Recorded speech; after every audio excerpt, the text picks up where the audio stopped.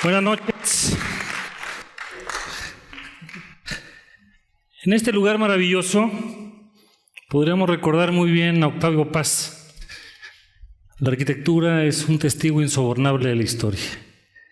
Y aquí, cada persona que tiene nombre, rostro, corazón, domicilio y apellido quiere mandar una vibración diferente de que podemos construir un mundo mejor.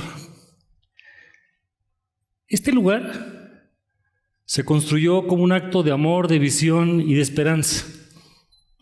Y cada uno de nosotros tiene una historia personal y tiene mucho para poder contribuir.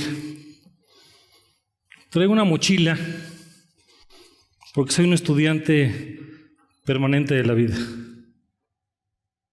Cuando uno estudia a los demás, toca las fibras más sensibles y puede hacer pequeñas o grandes diferencias.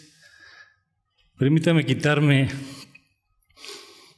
el saco para poder interactuar de manera más directa. Sí, he sido principalmente maestro y he tenido maestros extraordinarios. Y algo que pocas personas saben es que pasé el año del primero de primaria dándole la vuelta, porque generalmente quien egresa del primero de primaria sabe leer y escribir. Aprendí a leer hasta el segundo año de primaria, porque no tenía la habilidad para poder desplegar los aprendizajes necesarios. Y en la vida siempre las primeras impresiones son las que hacen mayor diferencia. Y recuerdo que el primer letrero que leí en mi vida fue subiéndome a un camión urbano en la capital, en Guanajuato, y decía: el que persevera, alcanza. Pues hoy esa es la reflexión que quiero compartir. La educación consiste en un conjunto de conocimientos, habilidades, valores, conductas y actitudes, y mucho de ello es lo que olvidamos después de que dejamos la escuela. Y quiero reforzar el concepto de que hoy tenemos educación durante y para toda la vida. Si algo hace el ser humano desde el primero hasta el último suspiro de vida, es desplegar su capacidad de aprender, de amar y de comprometerse. Eso nos hace diferentes al resto de la naturaleza. Cuando pensamos en educación, generalmente pensamos en la escuela, cuando debiéramos de pensar en la casa, en el barrio, en la colonia, en la comunidad. Es donde aprendemos valores y antivalores. ¿Qué significa educar hoy en día? Y lo que quiero subrayar, precisamente frente a ustedes, es cómo podemos utilizar modelos diferentes. Nací y crecí en Guanajuato. Soy orgullosamente mexicano y tengo un origen bicultural. Eso es como tener dos manos para hablar dos lenguas. Sin embargo, ser bicultural es como tocar el piano. Es tratar de meternos en el sudor, en el pensamiento de las personas, para ver cómo es que podemos hacer las cosas de manera trascendente. Y hoy el espacio educativo no solamente es la escuela.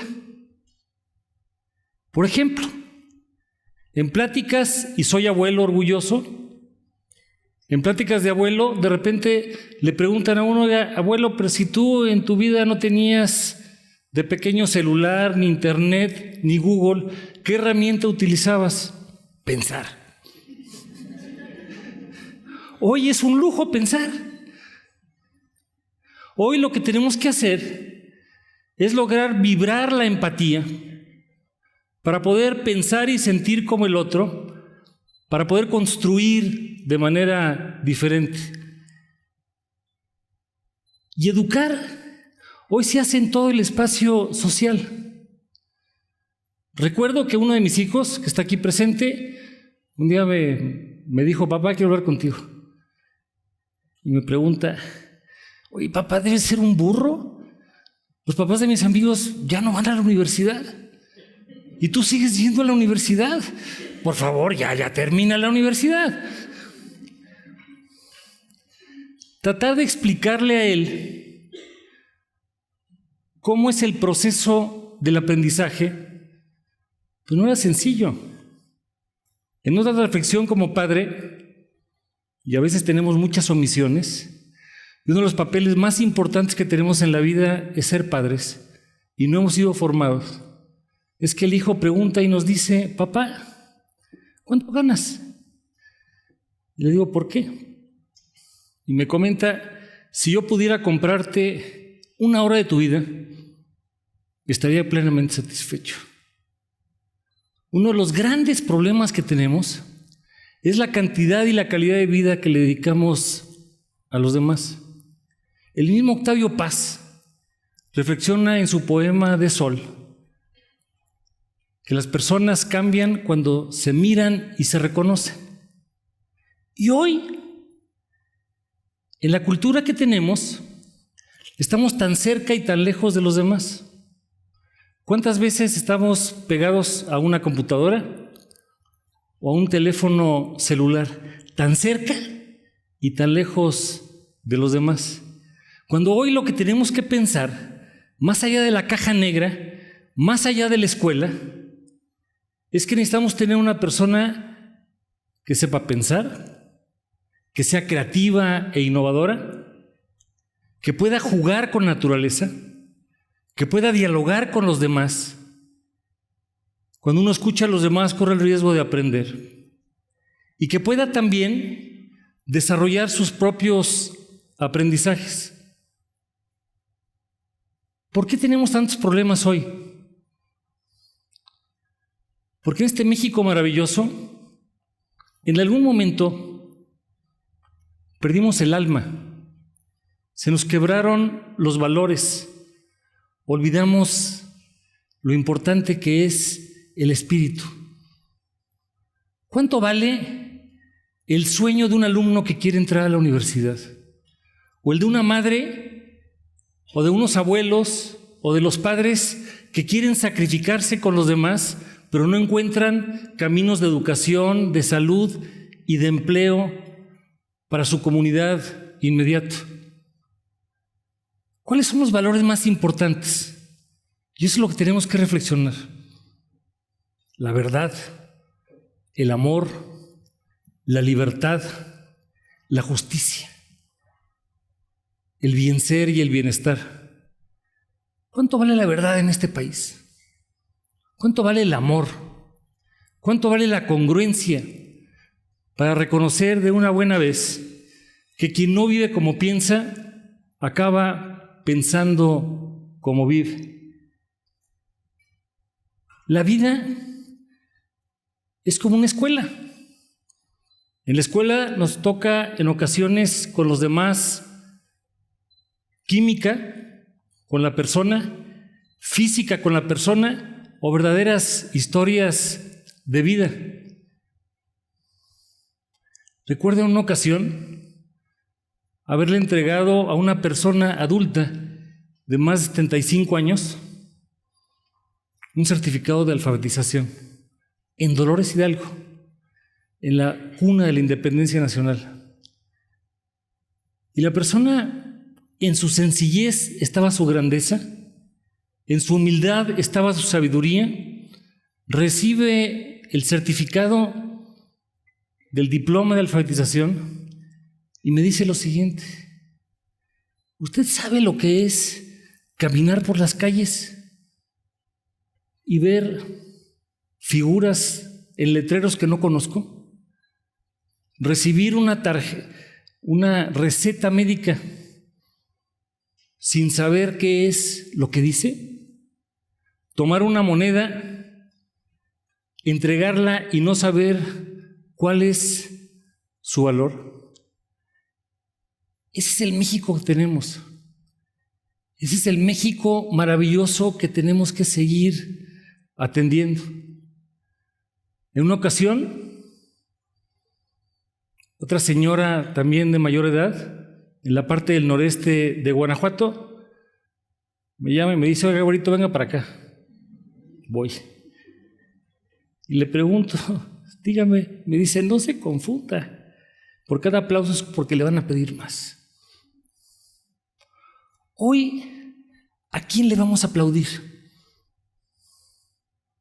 Cuando uno extiende las manos, abre el alma y el corazón.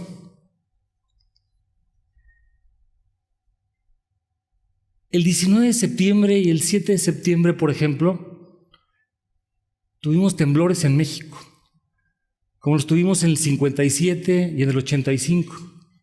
El reto que tenemos es que en México tiembla todos los días. Tiembla cuando se destroza un sueño, cuando se pierde credibilidad en una institución, cuando se falta la verdad, cuando tenemos corrupción, cuando no logramos ir más allá de la escuela para poder entender las consecuencias que tenemos. Por ejemplo, después del sismo, se cerraron las escuelas, pero se abrió la educación, porque la llevamos a las calles y se dio en la solidaridad, en el polvo, en el sudor y en las lágrimas. Aquí en esta audiencia hay personas que perdieron seres cercanos en su familia. Hay personas de nuestras familias que salieron a la calle para poder entregar lo mejor que podían tener y venían de diferentes orígenes. Y esa es la maravilla de la solidaridad, que es el rostro social del amor. Y en las Fuerzas Armadas veíamos también, y junto con la ciudadanía, que el olor lo que generaba era esperanza, que en el silencio sabíamos que esas personas, las que no íbamos a recuperar, no se sepultan, se siembran. Hay muchas lecciones en la vida que no se aprenden en la escuela. Y en esa búsqueda es donde todos somos actores. Somos alumnos y somos educadores. En ocasiones en el aula, en el mejor de los casos, el profesor es el alumno más aventajado de la clase y no siempre lo logra. Y la maravilla de todo esto es que el ser humano es único, irrepetible e insustituible. Y que ese ser humano es frágil y ese ser humano tiene muchísimas características que lo pueden hacer cada vez mejor persona. Y que como persona tiene una dimensión social y también tiene una dimensión trascendente. ¿Qué es México para nosotros? ¿Una entelequia?